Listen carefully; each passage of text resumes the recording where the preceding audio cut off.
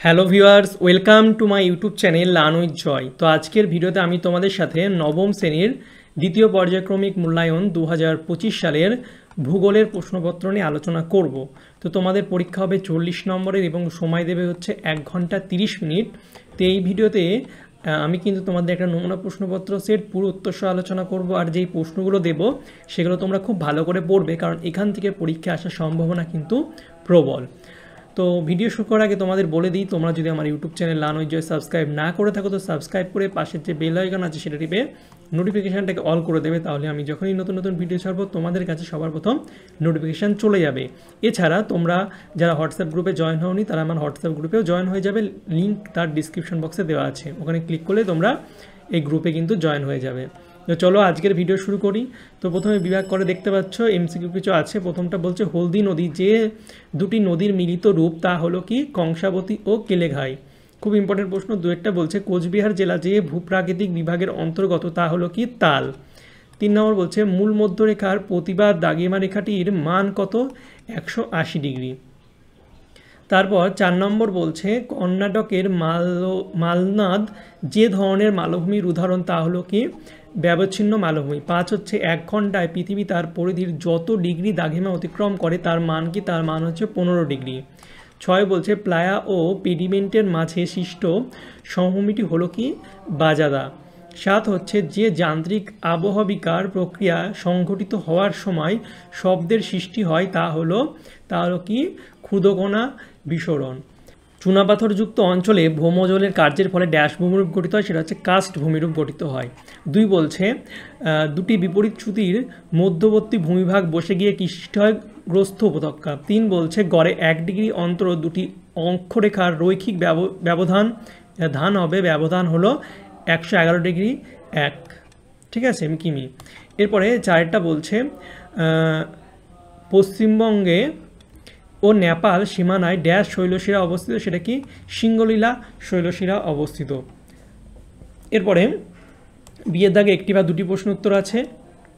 প্রথমটা বলছে ক্যালসিয়াম সালফেটের সঙ্গে জল যুক্ত হয়ে জিপসাম সৃষ্টি হয় কোন প্রক্রিয়ায়, জল যোজন প্রক্রিয়ায়। 2টা বলছে দুটি অভিসারী পাতের সংঘর্ষে সীমান্ত কোন রেখার সৃষ্টি হয়, সূচার।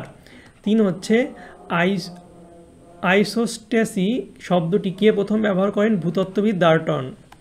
এরপরে 4টা বলছে পশ্চিমবঙ্গের আর্দ্রতম স্থানের নাম কি, বক্সাদুয়ার। এরপরে সংক্ষিপ্ত 2 নম্বরের প্রশ্ন আছে, এর উত্তরগুলো তোমরা একটু দেখে নেবে। দেখো প্রথমে সময় অঞ্চল কাকে বলে, তারপরে মৈখাত কাকে বলে, 3টা দিয়েছে অঙ্গার যোজন বা কার্বনেশন কাকে বলে। এরপরে 4টা দিয়েছে হচ্ছে পশ্চিমী ঝঞ্ঝা কাকে বলে এবং সংক্ষেপে ব্যাখ্যা করো।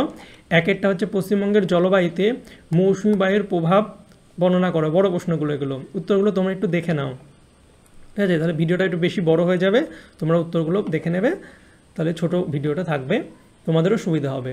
2টা বলছে সব সিল্ড অঞ্চলই মালভূমি কিন্তু সব মালভূমি সিল্ড নয়, ব্যাখ্যা দাও। তো উত্তরগুলো দেখে নাও, চাইলে তোমরা বই থেকে উত্তরগুলো পড়ে নিতে পারবে, কিন্তু প্রশ্নগুলো ইম্পর্টেন্ট। অক্ষাংশ অক্ষরেখার পার্থক্য লেখো। তারপর হচ্ছে পেনিপ্লেন ও পেডিপ্লেন এর পার্থক্য। তারপর হচ্ছে 5 নম্বর শুল্কমোচন ও সূক্ষ্মকণা বিস্ফোরণ প্রক্রিয়া ব্যাখ্যা করো। এবং 5-এর দাগে বড় প্রশ্ন আছে পশ্চিমবঙ্গের, বানানগুলো একটু ভুল হয়েছে, তোমরা একটু বানানগুলো ঠিক করে নেবে। পার্বত্য অঞ্চলের ভূপ্রকৃতির সংক্ষিপ্ত বিবরণ দাও। খুব ইম্পর্টেন্ট প্রশ্ন, এই যে প্রশ্নটা দেখছো।